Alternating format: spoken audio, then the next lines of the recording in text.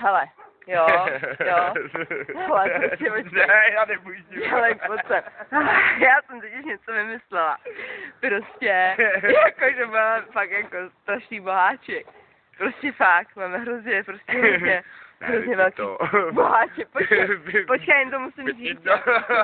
Ale počkej, já to musím říct, tak počkej. Hele jo.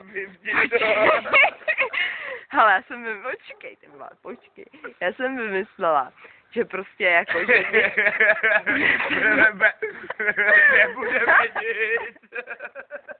Že když budete v metru, anebo prostě na úřadě, a bude tam šlená fronta u doktora nebo někde, tak prostě, jo, fakt, tak prostě se budete nudit a vy prostě, my budeme mít jako inzerci, že jako nudíte se, jste v metru, bla bla bla, na úřadech, zašlete SMS-ku s kódem bla bla bla a my vám prostě pošleme jako tajenku. No, a tajenka prostě, že to bude stát jako, co jsem říká, 30 korun. 30 korun, no. 30 korun, že to bude stát, jo, takže vlastně, teď vám šle ta SMS-ka a bude tam prostě, že jo, ga.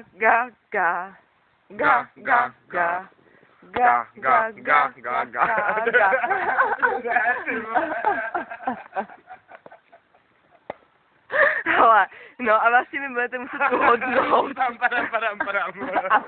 A vy budete prostě muset uhodnout, jako co to je, že jo, prostě. A to bude ta tajenka, takže vlastně vy to budete ga. A my z toho budeme mít 30 korun. Vy budete mít potěšení.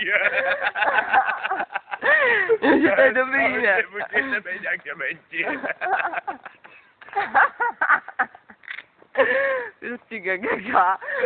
A je to skákal pes, kdybyste to nevěděli. Ga.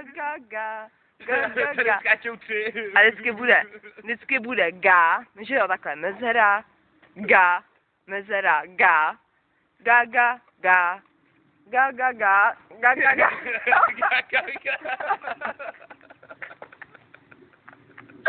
Ale bude tam všude ga.